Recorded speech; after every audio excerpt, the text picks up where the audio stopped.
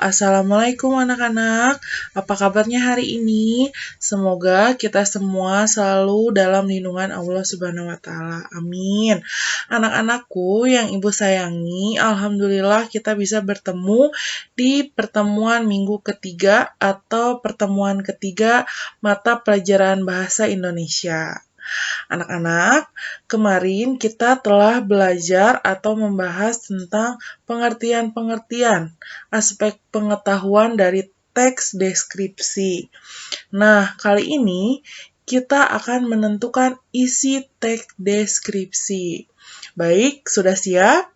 Ayo siapkan alat tulisnya dan buku paket bahasa Indonesianya ya.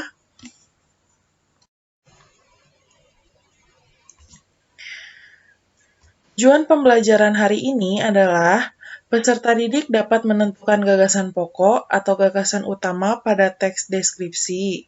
Yang kedua, peserta didik dapat merinci informasi penting pada teks deskripsi. Nah, sekarang kita ulas dulu ya, apa itu teks deskripsi. Teks deskripsi adalah teks yang menggambarkan suatu objek secara rinci. Jadi, ketika pembaca membaca sebuah teks deskripsi, pembaca tersebut dapat merasakan langsung apa yang dirasakan oleh penulis.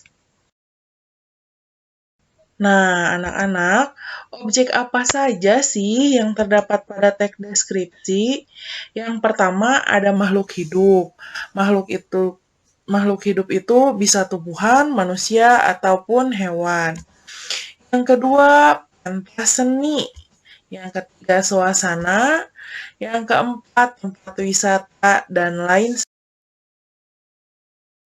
Baik anak-anak, apa sih yang harus kalian lakukan ketika kalian akan menentukan isi dari sebuah teks deskripsi?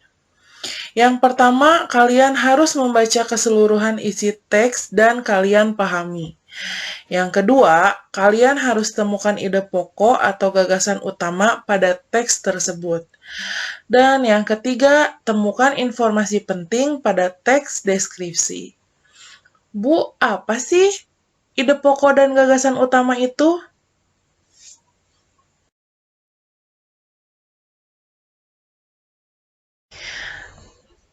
Anak-anak, ide pokok atau gagasan utama.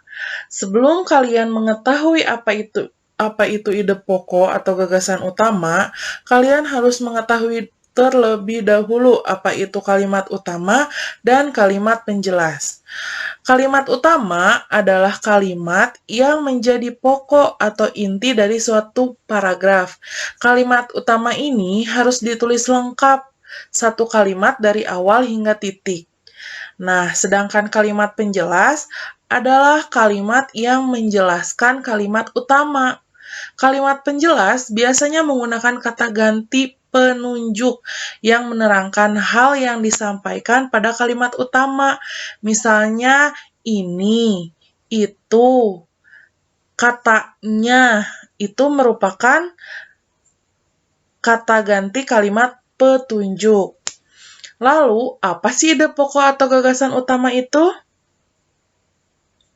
Ide pokok atau gagasan utama adalah hal yang menjadi inti atau pokok pikiran satu paragraf. Nah, ide pokok ini dapat diambil langsung dari kalimat utama dan lebih singkat atau lebih inti dari kalimat utamanya.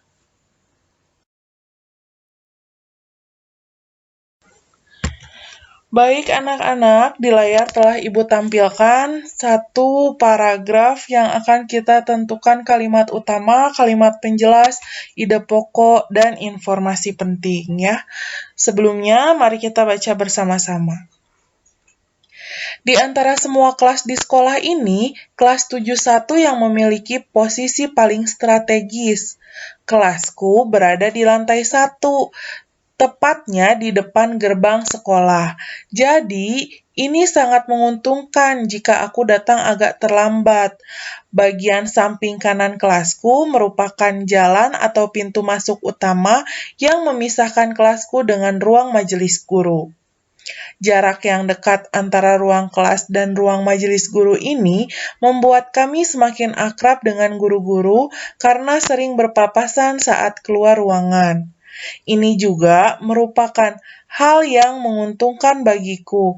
Di depan ruang kelas terhampar lapangan tempat kami biasa upacara dan berolahraga. Kalimat utama pada paragraf di atas adalah di antara semua kelas di sekolah ini, kelas 71 yang memiliki posisi paling strategis. Kalimat utamanya terdapat pada kalimat pertama di paragraf yang di atas ini, anak-anak.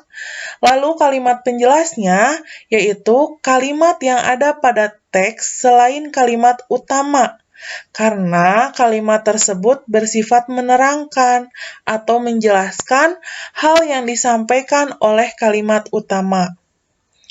Ide pokoknya yaitu kelas 71 memiliki posisi paling strategis.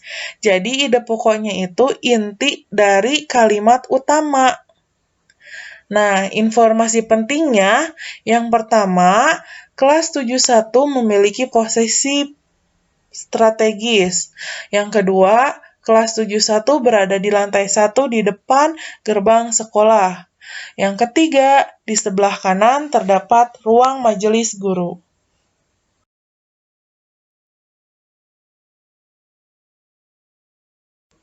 Selain itu, anak-anak, kita dapat menentukan informasi pada teks deskripsi dengan menggunakan rumus. Rumus apa itu? Yang pertama ada rumus 5W1H. Pasti sudah pada tahu kan? What, who, when, where, why, dan how. Atau kita ubah ke dalam bahasa Indonesia rumusnya menjadi adik Simba. Apa, di mana, kapan, siapa, mengapa, dan bagaimana. Baik anak-anak, cukup sekian penjelasan materi dari Ibu. Nah, sekarang ada tugas yang harus kalian kerjakan. Tugasnya yaitu mengerjakan latihan halaman 14-16 yang ada di buku paket bahasa Indonesia dan jawab pertanyaan-pertanyaannya berdasarkan teks yang ada di buku. Yang kedua, setiap latihan nomor 2 dikerjakan di kertas HVS atau di kertas lembar, silahkan kalian berkreasi sebagus mungkin membuat pemetaan isi teksnya. Boleh menggunakan pulpen, spidol, krayon, atau alat yang lain yang mendukung kalian berkreasi sebagus mungkin ya.